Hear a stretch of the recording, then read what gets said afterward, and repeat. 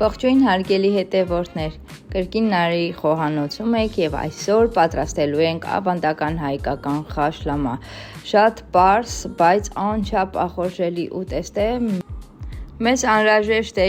2 բուլղարական պղպեղ, 4 լոլիկ, 1 կգ կարտոֆիլ եւ 2 կգ փափուկ տավարի միս։ Բոլոր բաղադրիչները, այսինքն բանջարեղենը շերտավորելու ենք, դասավորելու ենք կաթսայի մեջ եւ եփելու ենք գարեջրով։ Ընդամենը եփելու ենք 35-ից 40 րոպե, այդ ընթացքում այն արդեն պատրաստ կլինի։ Ես այն պատրաստելու եմ աղբանական կաթսայի մեջ, հարգելիներս,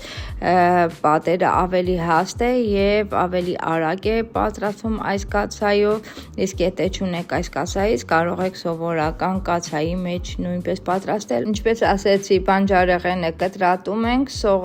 օղակաձև կամ լուսնակաձև, պղպեղը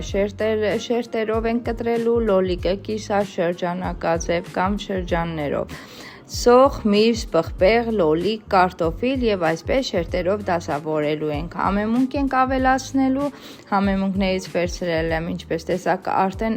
աղ, սև պղպեղ, կարմիր պղպեղ եւ վերջում նաեւ կավելացնենք կանաչի։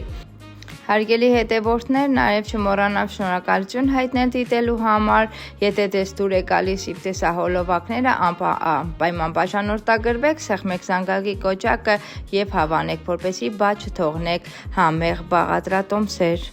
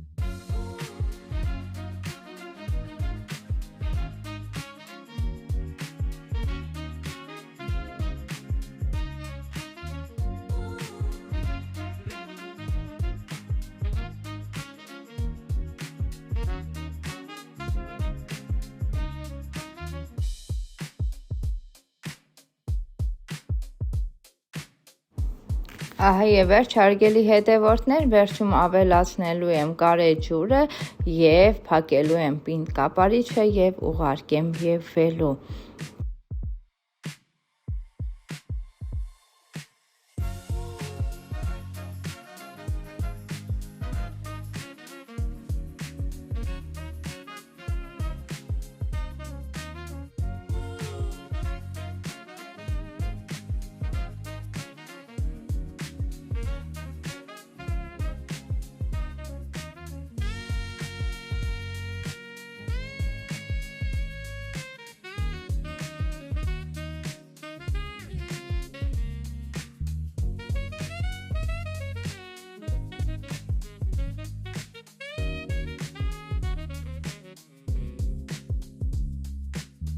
Մեկ ժամ անց, ահա եւ այն պատրաստ է, օդը բաց ենք թողնում եւ կարող ենք այն մատուցել, արդեն հոտը տարածվել է,